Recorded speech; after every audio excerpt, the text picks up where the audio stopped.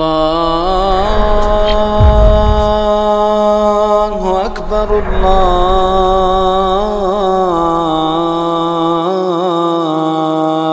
أكبر. گرامی قدر بھائیوں اور لائق احترام ساتھیوں، ہم نے پچھلی مجلس میں معاشرتی برائیوں میں سے ایک برائی جسے جھوٹ کہتے ہیں، اس حوالے سے نبی کریم صلی اللہ علیہ وسلم کی چند احادیث اور رب ذوالجلال کی کتاب میں سے چند آیتیں آپ کے سامنے پیش کی تھیں۔ اس کا خلاصہ یہ ہے کہ جھوٹ یہ مومن کا کام نہیں، مسلم کا کام نہیں،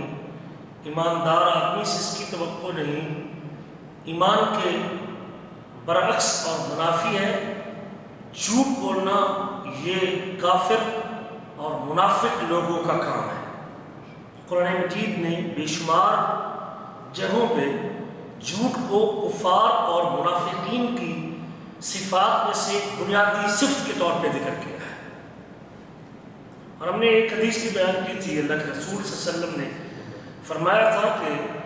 منافق کی 3 نشانی ہیں۔ سب سے پہلی نشانی، جس کے دل میں نفاق کے جراثیم ہیں، اور جو شخص منافق ہے،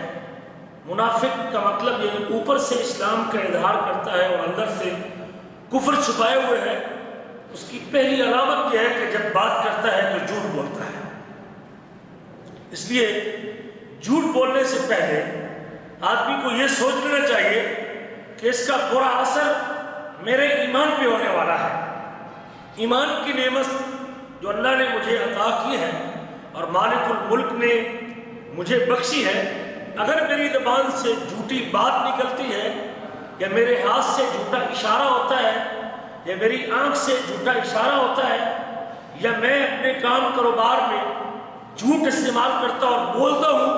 تو اس کا سب سے پہلا برا اثر کس پر ہوگا؟ میرے ایمان پر۔ میرا ایمان، میرا اسلام، اللہ پر ایمان، قرآن پہ ایمان، رسول کریم صلی اللہ علیہ وسلم کی رسالت پر یقین مجھے اس بات سے منع کرتا ہے کہ میری زبان سے جھوٹ نہ نکلے۔ یہ وہ معاشرتی ناسور ہے جس نے پوری دنیا کے نظام کو درہم برہم کر کے رکھ دیا ہے۔ پورے معاشرے کے اندر بگاڑ اور فساد جو ہے وہ اس جھوٹ کی وجہ سے ہے، جھوٹی تجارت کی وجہ سے، جھوٹے لین دین کی وجہ سے، جھوٹ بولنے کی وجہ سے، جھوٹی شہرت کی وجہ سے، جھوٹی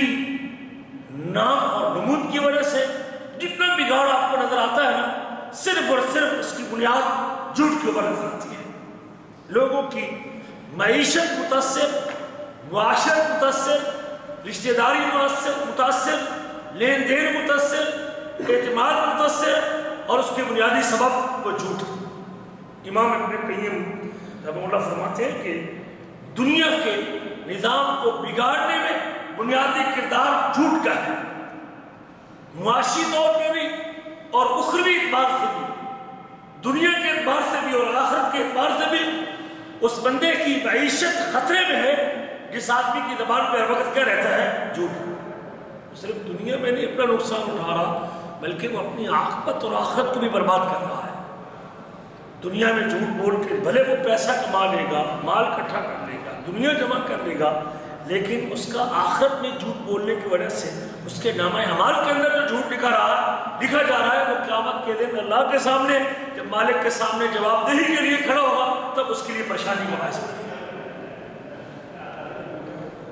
امام ابن قیم کہتے ہیں فساد الاعضاء لسان القلوب، اعضاء میں سے بگاڑ کا سبب بننے والی سب سے برا عضو جھوٹی زبان ہے۔ اگر یہ زبان جھوٹ بولتی ہے نا، اس سے بگاڑ اور اس کی برائی سے پورا جسم متاثر ہوتا ہے۔ کہتے ہیں کتنے ملک صفحہ ہستی سے مٹا دیے گئے، دنیا سے ختم کر دیے گئے جھوٹ کی وجہ سے۔ کتنے ملک بنجر ہو گئے جھوٹ کی وجہ سے۔ کتنی نعمتیں چھین لی گئی جھوٹ کتنے معاشی نظام برباد ہوئے جھوٹ کی وجہ سے، کتنی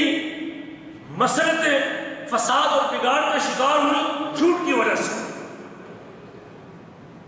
کتنی عداوتیں پیدا ہوئی آپس میں جھوٹ کی وجہ سے، کتنی محبتیں دشمنیوں میں تبدیل ہو گئی جھوٹ کی وجہ سے، کتنے غنی اور مالدار فقیری سے دوچار ہو گئے جھوٹ کی وجہ سے، اور کتنے باعزت خاندان ذلیل و رسوا ہو گئے تو جھوٹ کی وجہ سے، اور کتنی باپردہ اور باعزت خواتین کی عزت کو تار تار کیا گیا تو جھوٹ کی وجہ سے، کتنی ہی پاک دامن عورتوں پہ الزام لگائے گئے تو جھوٹ کی وجہ سے، اور کتنے بھی گھر اور بنگلے اور محل خالی ہوئے تو جھوٹ کی وجہ سے،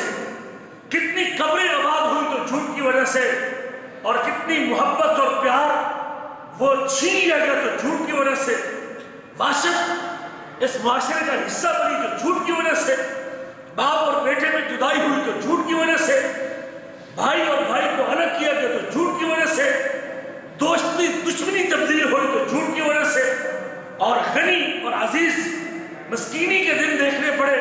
تو جھوٹ کی وجہ سے، اور جہنم کی اس وادی کو بھی کل بھرا جائے گا تو جھوٹ کی وجہ سے، اللہ اور اللہ کے رسول کے اوپر جھوٹ باندھنے کی وجہ سے۔ یہ سارا کا سارا دنیاوی اور اخری جو بگاڑ ہے وہ اس بنیادی برائی جھوٹ کی بنیاد کے اوپر ہے۔ ہمیں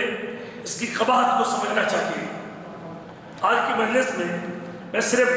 دنیا میں جھوٹ کا جو انجام ہے اس حوالے سے، اس کا نقصان مجھے دنیا میں کیا ہوتا ہے اس حوالے سے چند باتیں آپ سے کروں۔ سب سے پہلا نقصان جھوٹ کا، دنیا میں جو سزا بندے کو جھوٹ کی وجہ سے ملتی ہے نا، وہ ہے کہ انسان کا امن، راحت، سکون اور چین چھن جاتا ہے۔ جھوٹے شخص کو کبھی سکون نصیب، حتیٰ کہ بیٹا بھی اگر اپنے باپ کے سامنے جھوٹ بولتا ہے تو اس وقت تک جب تک اس جھوٹی بات پر بات کلیئر نہیں ہو جاتی ہے تو باپ بھول گیا تو الگ بات، لیکن جب تک اب بیٹے کے دل میں یہ دھڑکن ہے کہ ابو جی کسی وقت بھی میری اس جھوٹی بات کا ایکشن لے سکتے ہیں، یا اللہ ابو کو پتہ چل گیا کہ میں نے یہ جھوٹ بولا ہے، تب تک اس بچے کو قرار، سکون اور چین ملازم ہے۔ اس نے اگر کوئی جھوٹا بل بنایا ہے، کوئی خیانت اس نے کی ہے، جھوٹ بولا ہے، جب تک اس کو یہ خطرہ رہے گا نا کہ کسی وقت بھی اگر یہ معاملہ پیچھے سے چیک ہو گیا اور یہ کیمرہ جو لگا ہو گیا، اگر میرے مدیر نے یہ کیمرہ جب یہ ریکارڈ چیک ہو گیا تو میرا جھوٹ پکڑا جا، جب تک وہ امن اور راحت میں نہیں رہ سکتا۔ یہ فکر اس کے اوپر رہے گی، جب کبھی کوئی بات چھڑے گی اس کو فوراً کھٹکنا شروع ہو جائے گا کہ شاید وہ جو پیسے کم ہوئے تھے اب اگر معاملہ کھلتا ہے تو لگتا ہے اگر یہ کیمرہ پیچھے سے کھول لیا گیا تو میری خیر نہیں، جیل جا سکتا ہوں، مقدمہ ہو سکتا ہے، چوری ہو سکتا ہے۔ مجھے یاد ہے ایک آدمی نے خیانت اور چوری کی، ہاں انیسا مال کے اندر وہ چوری کرتا تھا، کئی مرتبہ اس نے چوری کی، لیکن ایک دن ایسا آیا کہ وہ چور